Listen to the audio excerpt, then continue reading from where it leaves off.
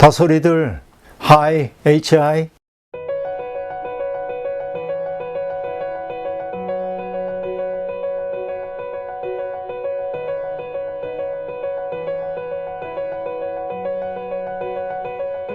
그럼 혹시 환경 보호를 위해서 목사님께서 일상에서 하고 계신 일들이나 추천해 주실 만한 활동이 있을까요? 우리가 주로 실천하는 것 가운데 하나는 아까 얘기한 대로 이제 가급적이면 대중교통 이용하자라고 하는 거. 그건 우리 몸에 좀 밴 것처럼 느껴지고, 욕식을 좀 줄이고, 왜냐면은, 소라든지 이런 우리가 먹는 동물들은 인간과 음식이 겹쳐요. 사료작물들이라고 하는 게 그렇죠. 근데 쇠고기 1kg를 만들어내기 위해서는 수백 킬로의 에너지들을 사용해야 쇠고기 1kg가 만들어져요. 그러니까 지금 이제 우리가 생태적으로 굉장히 어려운 까닭이 사람들의 욕식 문화 때문이기도 해요. 인간들이 먹어야 할 곡물 같은 것들을 동물들에게 먹이는 이런 일들. 그래서 이제 욕식을 줄이는 거, 다 반드시 비건이 되자는 얘기는 아니지만 정말 고기 좋아하잖아요. 나는 요즘 먹방이라는 게 참 정말 이상한 거다 하는 생각을 하는데, 볼 때마다 속상한 게 정말 굶주리는 사람들이 있는데 저렇게 그냥 허겁지겁 먹는 저런 모습 보여줘야 하나 하는 생각이 늘 있긴 한데, 아주 의식적으로 욕식 줄이는 거.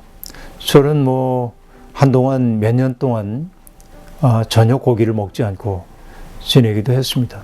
그 실천사항으로 그렇게 했죠. 근데 병원에 갔더니 내 몸이 단백질을 잘 만들지 못하는 안에서 그런 몸이기 때문에 외부 섭취가 필요합니다. 그래서 아주 소극적으로 욕식을 하고 있지만은 욕식을 좀 덜하는 문제라든지, 또 언제나 텀블러 같은 거 가지고 다니면서 일회용품 사용하지 않으려고 애를 쓰는 거라든지,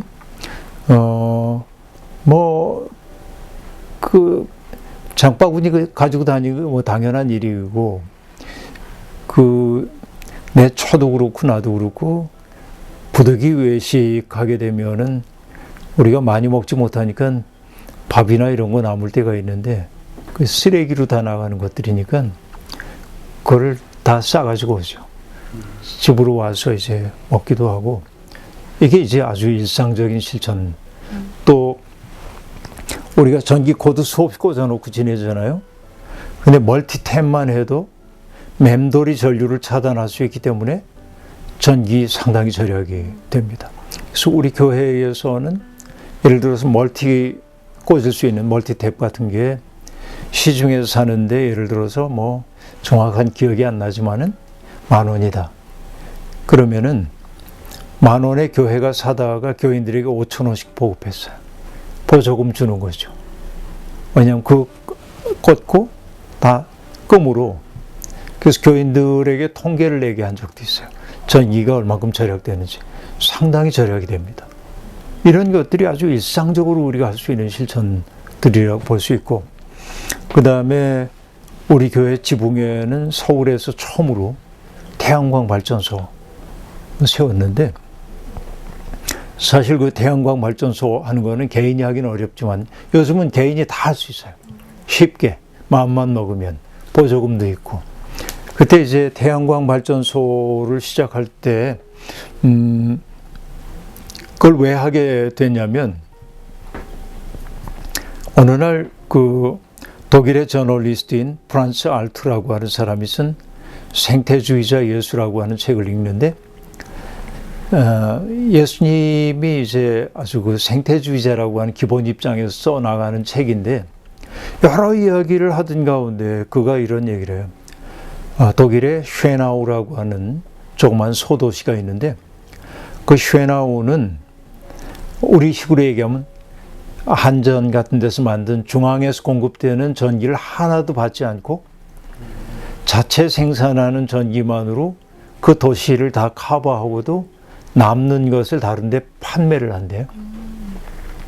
근데 어떻게 시작됐냐면, 쉐나우에 있는 어떤 예배당 지붕 꼭대기에 태양광 발전을 설치하면서 다른 단체와 집들이 그걸 본받아 가지고 다 태양광 발전을 한 거예요. 그러니까 에너지 독립이 일어났어요. 그래서 그 다음에 뭐라고 얘기하냐면, 그래서 쉐나우에 있는 그 예배당의 태양광 발전을 가리켜 사람들은 쉐나우에 있는 하나님의 창조 질서의 창문이라고 부른다는 거예요. 그걸 딱 보는 순간 이거 해야겠다. 내 꿈이 들어왔어요. 어떤 꿈이냐면, 교회 지붕들이 놀고 있잖아요, 다. 서울에 그렇게 많은 교회가 있고, 교회 지붕마다 태양광 발전을 한다고 한다면 상당한 이게 캠페인이 되겠다 생각해서 처음 시작한 거예요. 그래서 초창기에는 많은 사람들이 견하고 왔어요. 교회에서도 하고 일반 단체에서도 오고. 늘 질문이 뭐냐면, 얼마 들었어요? 얼마 들었다고? 그럼 비용이 얼마나 가야 빠져요? 경제 논리로 접근을 자꾸만 하는 거예요. 근데 지금 우리가 이 태양광 발전 만든 지가 14년이 됐는데, 그렇죠? 14년 됐는데, 우리가 투입했던 비용보다 훨씬 많은 돈을 우리가 벌었어요. 이미. 아무것도 안 해요. 우리는 만들어 놓기만 하고. 햇빛이 혼자 하는 거예요. 예, 그래서 이게 이제 교회들이 마음먹으면 할 수 있는 일들이 많이 있는데, 가정도 할 수 있고, 우리 교인들 가정에도 많이 해요. 1kW짜리 정도는 만들어가지고. 네. 태양광. 좋은 실천 방안들이 참 많이 있는 것 같습니다. 전혀 몰랐던. 아까 왔는데 또 멀티탭이 코드가 뽑혀 있더라고요. 그래서 그거 말씀하실 때 생각이 났어요. 문제들을 계속 접하시고 개인의 삶에서 실천하시면서 좀 기억에 남으셨던 일화들이나 뭐 인물이나 사건 같은 게 혹시 있으셨는지. 네, 몇 가지 일들이 좀 있는데, 먼저 이제 우리 교회가 음식물 쓰레기 남기지 않기 운동을 시작을 했는데, 그 시작했던 까닭 가운데 하나가, 어느 날 신문을 보는데 북한 동포들이 고난의 행군하면서 먹을 것이 없어서 피척 마르고 굶어 죽어가고 이런 얘기가 뉴스에 한켠 나왔어요. 그리고 한두 장면이 지나간 다음에 그 다음 뉴스가 뭐였냐면, 우리나라에서 1년 동안에 음식물 쓰레기로 남긴 것과 처리하는 비용이 15조 정도 금액으로 따지면 그렇게 된다는 거예요.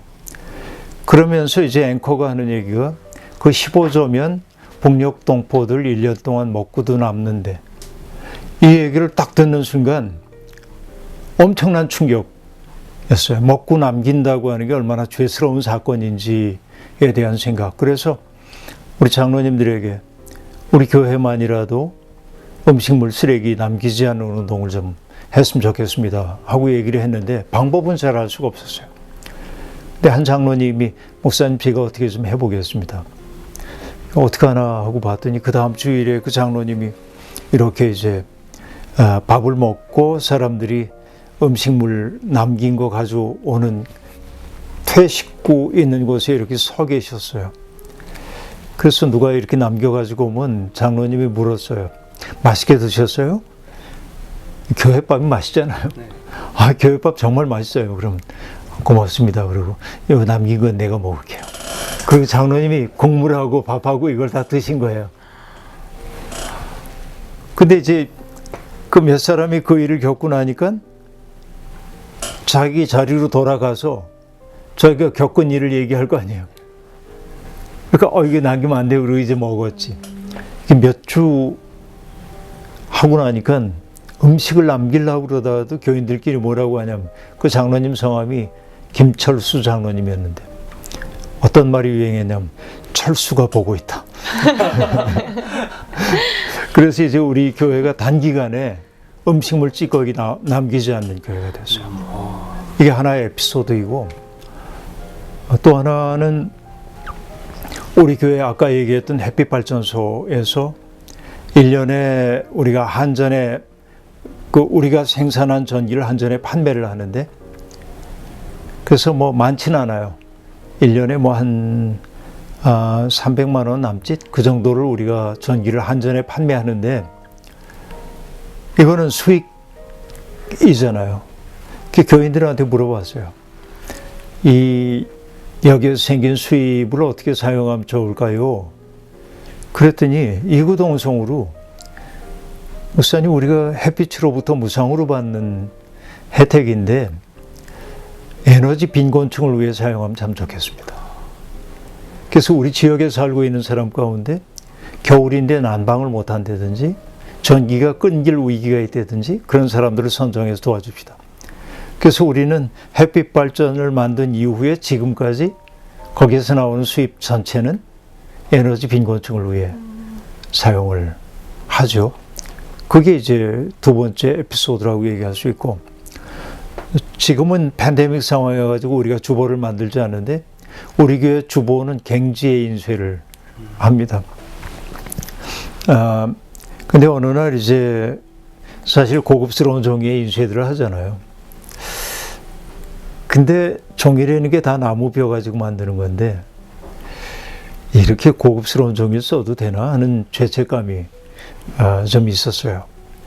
그래서 어느 날 종이를 몇 장 이렇게 들고 지하 부엌에서 일하고 있는 권사님, 할머니 권사님들이 계신데 가서 새해부터 주보 인쇄를 조금 다른 데 해보려고 그러는데 어느 종이면 좋을까요?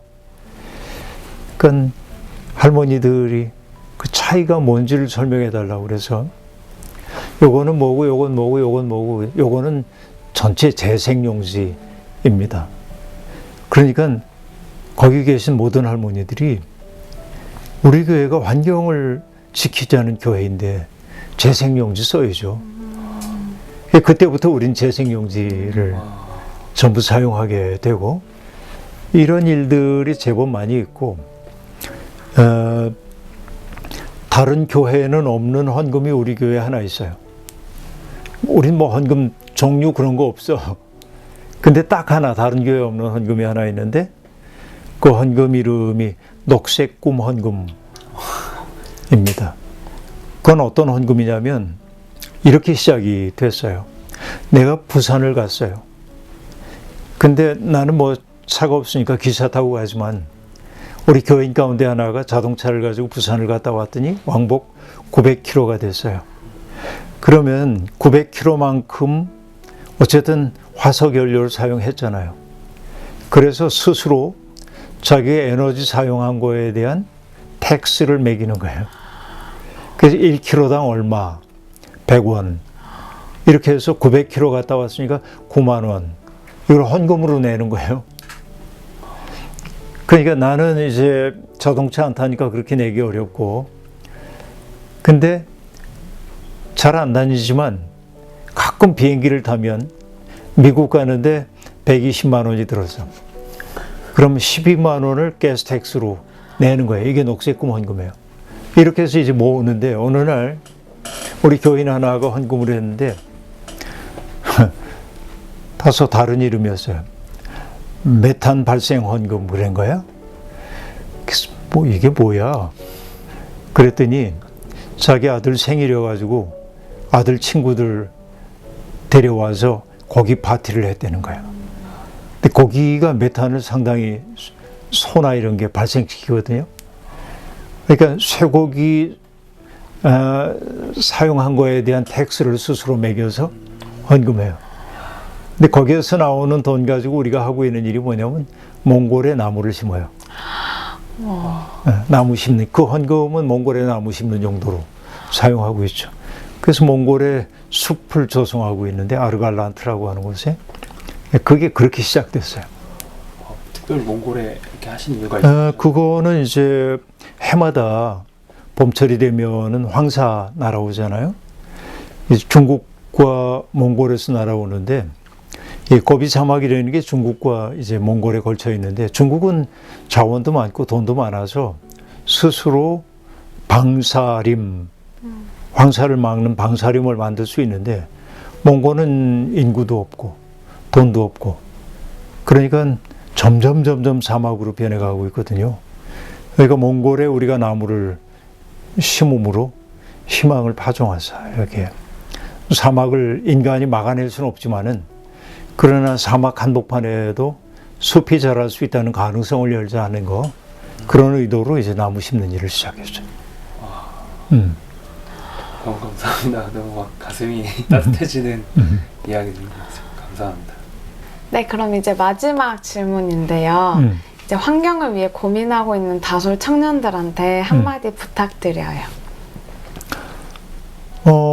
환경의 문제, 아까 얘기한 대로 환경의 문제이기도 하고 생태학의 문제이기도 한데, 우리가 하나님을 정말 창조주로 믿고 고백한다는 의미를 깊이 생각해 보면 좋겠고, 그 다음에 이 돈이 주인 노릇하고 있는 세상은 끊임없이 우리를 불만족 속에 빠뜨려요. 왜냐하면 욕망을 확대 재생산함으로 돌아가는 게 이 소비사회의 패턴이기 때문에, 그래서 뭔가 나의 욕망이 충족될 즈음이면은 그보다 더 큰 뭔가를 만들어내고, 그래서 소비사회에 죄가 있다면 신상을 구매하지 않는 거잖아요. 그래서 수많은 사람들이 죄인으로 전락하고 있죠. 이게 우리가 살고 있는 세상입니다. 그러니까 소비사회라고 하는 게 돌아가는 그 메커니즘은 불만을 만들어내는 데 있어요. 우리는 이전보다 많은 걸 누리고 살면서도 끝없이 불만족합니다. 이게 이제 어떻게 보면은 기성세대들이 바라보기에 젊은 세대들이 다소 저 친구들 왜 저러지? 하는 느낌이 드는 까닭이 그 욕망의 수준을 조금만 낮추면 인생이 즐거워지는데, 그래서 어떤 분은 그렇게 얘기했습니다. 작은 일에 만족하고 감사하는 것이 급진적 태도라는 거예요. 왜냐하면 소비사회에 길들여지기를 거부하기 때문이라는 거죠. 근데 지금은 무엇보다도 생태적인 위기가 찾아오고 있는 때이기 때문에 우리가 나의 만족을 따라서 달려나가다 보면 정말 정신없이 세상에 휘말릴 수밖에 없고, 어쨌든 벼랑 끝으로 달려갈 수밖에 없습니다. 멈춰야 합니다. 그래서 나는 이만하면 됐어 라고 말하기 시작하는 순간 우리 속에 자유가 들어오기도 합니다. 어쨌든 이 다솔 우리 벗들이 용기를 냈으면 좋겠어요. 주눅들지 말고 세상에 길들여지지 않는 사람들. 그렇죠. 성경이 우리에게 너희는 이 세대에 본받지 말라고 얘기를 하고 있는데, 우리는 너무나 예수를 믿으면서도 이 세대를 철저히 본받으려고 하고 있는 것 아닌가 반성해 봅니다. 그러니까 세상에 컨펌드 된 사람들 말고, 그렇죠. 내가 세상을 변화시키는 사람이 되어야 하겠죠. 그런 의미에서 절제하면서 작은 것들의 아름다움을 발견할 수 있는 그런 신미한 이런 것들이 열려지기를 바랍니다. 감사합니다.